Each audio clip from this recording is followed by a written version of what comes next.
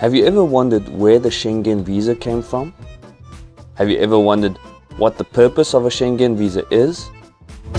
Do you even know what a Schengen Visa is? He's not make sure. Well, stay tuned, because in this episode, I will answer all of these riveting questions and more. How's it?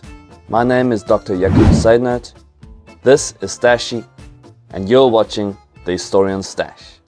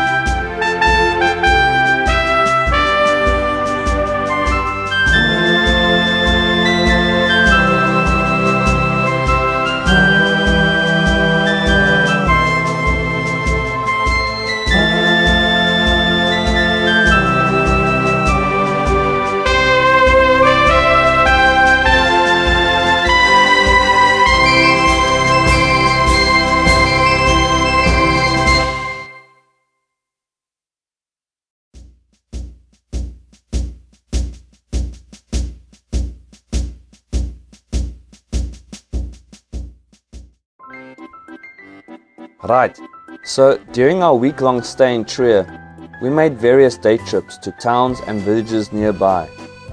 We even managed to fit in a trip to a whole other country. Yo! Yes, that's right, somewhere another country. Yo! And this country is called Luxembourg. Okay, maybe you've never heard of it, but it's about time you do hear about it, because it's a hell of a history. Okay. Now the Luxembourg border is less than 15 kilometers from Trier, and Luxembourg City, which is the capital and basically the only city in Lux, is about 50 km from Trier. Luxembourg is the 7th smallest country in Europe, but its position in European as well as world history is highly significant. Its history is quite remarkable, but also complex. So it will do you well to Listen properly. The earliest human remains found in present-day Luxembourg date from about 35,000 years ago during the Paleolithic age. But little is known about the people who first populated the area. Two Belgic tribes, the Treveri and the Mediomatrici, inhabited the country from about 450 BC until the Roman conquest of 53 BC. The occupation of the country by the Franks in the 5th century AD marked the beginning of the Middle Ages there. Christianity started spreading in the area in the late 7th century as a result of this oak called St. Willebrord. He founded the Benedictine Abbey of Echternach, which became an important cultural center for the region. The area formed part of the Frankish kingdom of Austrasia, of the Holy Roman Empire under Charlemagne and Louis I or Louis the Pious, and then of the kingdom of Lotharingia. Yes, they might sound like place names out of the Lord of the Rings. One does not simply walk into Mordor. But I promise you, these places really existed. Now, in 963, Siegfried, Count of Ardennes, you should remember him from the last episode, exchanged his lands for a small but strategically placed Roman castle lying along the Alzette River. This castle was called Luxembourg. I don't understand. I mean, Luxembourg. Let me repeat this. Nizozwa kahle. Luxembourg, or Little Fortress. He then proclaimed this area to be the independent territory of Luxembourg, named after the castle. The castle itself became the center around which Luxembourg City would be established. Later on, Siegfried's successors enlarged their possessions by conquests, treaties, marriages, and inheritances. In around 1060, Conrad, a descendant of Siegfried, became the first to take the title of Count of Luxembourg. Conrad's great-granddaughter, Countess Ermesinde, was a notable ruler whose great-grandson, Henry IV, became Holy Roman Emperor as Henry VII in 1308. In 1354, the Emperor Charles IV made the County of Luxembourg a duchy. In 1443, Elizabeth of Gorlitz, Duchess of Luxembourg and niece of the Holy Roman Emperor Sigismund, was forced to cede the duchy to Philip III, or Philip the Good, Duke of Burgundy. There's a lot going on here. Along with the rest of the Burgundian inheritance, the Duchy of Luxembourg also passed to the Habsburgs in 1477. Then in 1555 to 1556, the Habsburg territories were divided and Luxembourg became the possession of the Spanish Habsburgs. As a result, it became part of the Spanish Netherlands. Initially, the duchy managed to stay out of the 30 Years' War of 1618 to 1648. But then in 1635, the French got involved. I am French. And this put in motion a period of disaster for Luxembourg, which was racked by war, famine, and epidemics. What else do you expect from the flippin' French? You say you're French? Oui. We? No, we are not French. To add insult to injury, the war did not end for Luxembourg in 1648, but only with the Treaty of the Pyrenees in 1659. In 1679, Louis XIV of France, also known as the Sun King, began to conquer parts of the duchy, and in 1684, the conquest was completed with the capture of Luxembourg City. But France returned Luxembourg to Spain in 1697 under the terms of the Treaties of Ryswick. Then, almost 20 years later, at the conclusion of the War of the Spanish Succession, Luxembourg passed from the Spanish to the Austrian Habsburgs. Luxembourg was passed around more than a bottle of Ricky Rowe on a Saturday braai. You don't realize in that sentence, wil jy nou braai, ons gaan nou braai. Somewhere in that sentence is, we will braai after the 12 bottles of brandy.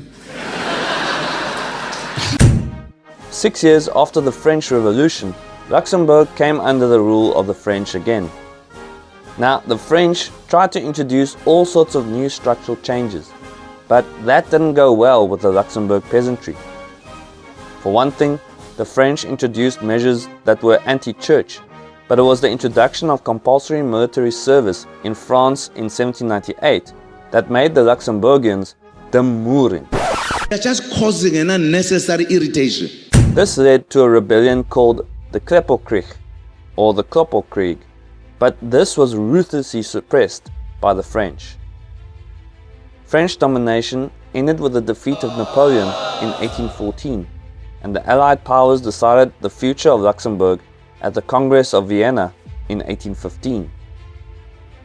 The Congress promoted Luxembourg to the fancy status of Grand Duchy. Ha! Just the right amount of fancy. And gave it to William I, Prince of Orange-Nassau and King of the Netherlands. But large sections of Lux had been given away. Those districts lying east of the Our, Surrey and Moselle rivers were ceded to Prussia. Despite its upgrade in status, the Grand Duchy's position during this period was complex. Luxembourg was legally an independent state and was part of the Netherlands only because it was a personal possession of William I. But at the same time, Luxembourg was also included within the German Confederation, and a Prussian military garrison was established in Luxembourg City. The standard of living of Luxembourg citizens deteriorated during this period. William I somewhat ignored the duchy's sovereignty, treating Luxembourg as a conquered country and subjected it to heavy taxes. Consequently, it was unsurprising that Luxembourg supported the Belgian Revolution against William in 1830, and in October of that year, the Belgian government announced that the Lux was a part of Belgium. while William still claimed the Grand Duchy as his own. In 1831, the great powers of France, Britain, Prussia, Russia, and Austria decided that Luxembourg had to remain in William I's possession and form part of the German Confederation. Moreover, the great powers allotted the French-speaking part of the duchy to Belgium. Belgium accepted this arrangement, but William I initially rejected it, then finally agreed to it in 1839. From that year until 1867, the Grand Duchy was administered autonomously from the Netherlands. There's a lot going on here. In 1866, the German Confederation was dissolved and Luxembourg became an entirely sovereign nation. Napoleon III of France then tried to purchase the Grand Duchy from William III of the Netherlands. The two rulers had already agreed on the sum, but William III then backed out because the Prussian Chancellor, Otto von Bismarck, disapproved of the sale. I mean, how could you disobey a moustache of that caliber? You should know that kind of mustache is a very costly facial accessory. But the great powers soon came to a compromise. Prussia had to withdraw its garrison from the capital. The fort would be dismantled and Luxembourg would become an independent nation. The Grand Duchy's perpetual neutrality would also be guaranteed by the great powers. When William III died without a male heir in 1890, Luxembourg passed to Adolf, Duke of Nassau, who was succeeded by his son William. Neither Adolf nor William interfered much in Luxembourg's government, but William's daughter, the Grand Duchess Marie Adelaide, was more assertive and eventually became highly unpopular with the Luxembourgian people. In 1914, Germany violated Luxembourg's neutrality when it invaded the Grand Duchy and occupied it until the end of the war in 1918. During the war, Marie Adelaide had tolerated the illegal German occupation. This made her people more hurtful towards her. She's act like she's the queen and we're the sorry people. As a result, she was forced to abdicate in favor of her sister Charlotte in 1919. In a referendum a few months later, the public voted overwhelmingly against the establishment of a republic in favor of retaining Charlotte as Grand Duchess. In December 1918, the Allied powers forced Luxembourg to put an end to its customs union with Germany. For the Grand Duchy, this meant the loss of its best customer for cast iron and steel, as well as its main supplier of coal. Luxembourg urgently needed a new economic partner, and though the people preferred an economic union with France, the Grand Duchy was forced to negotiate with Belgium, since France declared itself uninterested in such a union. Flippin' French. So the Belgium-Luxembourg Economic Union, or the BLEU, was established in 1921 and provided for customs and monetary union between the two countries. Fast forward to May 1940, and Luxembourg was once again invaded and occupied by the original bomb squad, the German Wehrmacht.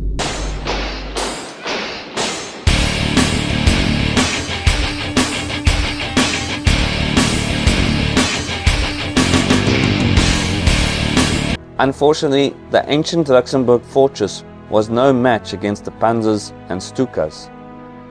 However, this time the Luxembourg government refused to collaborate, and together with the Grand Duchess, they went into exile.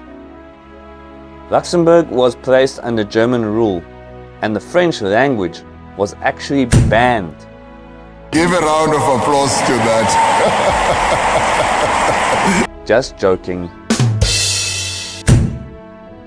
In September 1944, Luxembourg was finally liberated by the victorious Allies.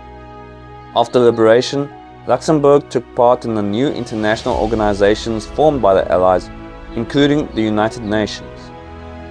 In addition, by taking part in the Brussels Treaty of 1948 and in the formation of the North Atlantic Treaty Organization, or NATO, in 1949, Luxembourg did away with its neutral status. The country improved its economic situation by obtaining a sound position within the European coal and steel community in 1952 and within the European Economic Community in 1957, later succeeded by the European Union.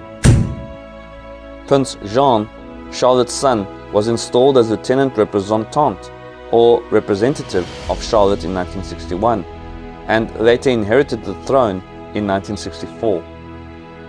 When the European Union, or the EU, was created in 1993, Luxembourg assumed an active role.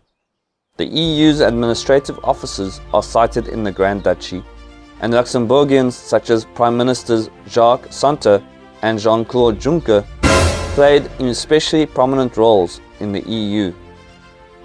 At the time the EU was formed, non-citizens made up more than half of the workforce of Luxembourg. By the time of the 20th century, the country had gained a reputation as a center for private banking and financial services, media and satellite broadcasting, and electronic commerce. The economy remained robust into the 21st century, and for a period, Luxembourg claimed the world's highest standard of living, highest gross domestic product per capita. Definitely, I'm here to enjoy life. I'm not here to suffer. I'm not here to Luxembourg survived the world financial recession that began in 2008 and the subsequent Eurozone debt crisis much better than many of its European neighbors. So, for such a small country, it's not only able to withstand the geopolitical and economic crises that hit the rest of Europe, but at times it was actually able to thrive and become an economic stalwart in the region. Now, in the southeast of Luxembourg, on the banks of the Moselle River, sits the village of Schengen. It lies in the border triangle of Luxembourg, Germany and France. It's also here where the Schengen Agreement and the Schengen Implementation Convention were signed on a river cruise ship in 1985 and 1990.